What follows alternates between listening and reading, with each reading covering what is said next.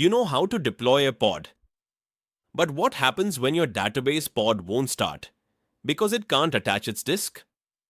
Or when your application is mysteriously stuck in container creating for hours? In this video, we are tackling 3 real-world AKS storage scenarios that separate the junior engineer from the senior engineer. No more textbook answers, just the deep dives that actually matter in production. Welcome back. If you're working with databases, queues, or any stateful workload, storage is where things get tricky. In a senior interview, they don't ask, "How do you create a PVC?" They want to know, what happens when a disk is in the wrong zone? Why does your pod get stuck? Today, we'll cover 3 classic traps: availability zone disk failures, SMB file locks, and IOPS throttling.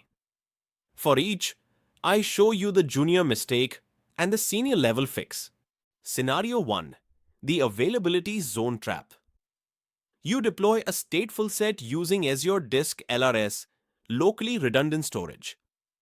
When a node fails and the pod moves to a new node in a different availability zone, the pod stays stuck in container creating indefinitely. A junior engineer will panic and try to delete the PVC or restart the StatefulSet. They don't realize the problem is architectural. Azure disks, LRS and classic ZRS are zonal resources. A disk created in Zone 1 cannot be attached to a node in Zone 2.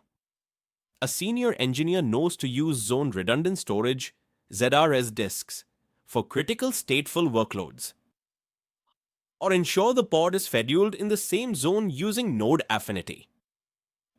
This shows you understand the limitations of cloud storage and how to architect for true resilience. Scenario 2. The SMB file lock. You're using Azure Files SMB for shared storage. During a rolling update, the new pod fails to start with a volume mount error, saying the file is still in use.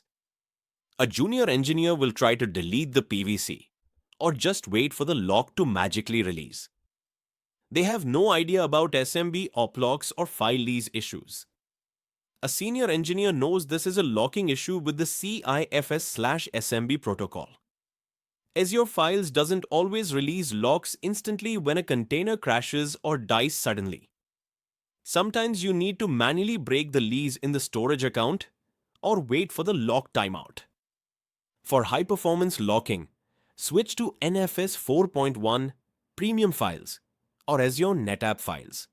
Scenario 3. IOPS throttling. A database pod is running slow.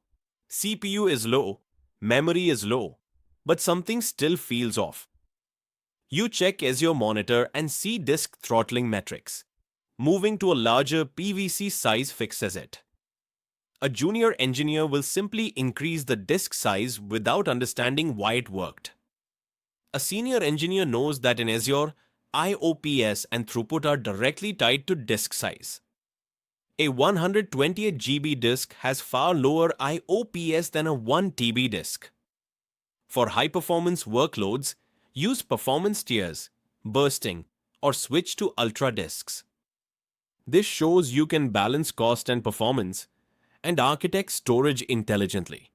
And there you go, 3 storage scenarios that are way tougher than just creating a PVC.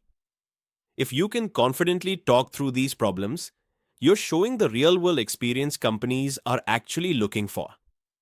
If this breakdown helped you, hit that like button and subscribe for more deep dives into DevOps and cloud topics. Thanks for watching.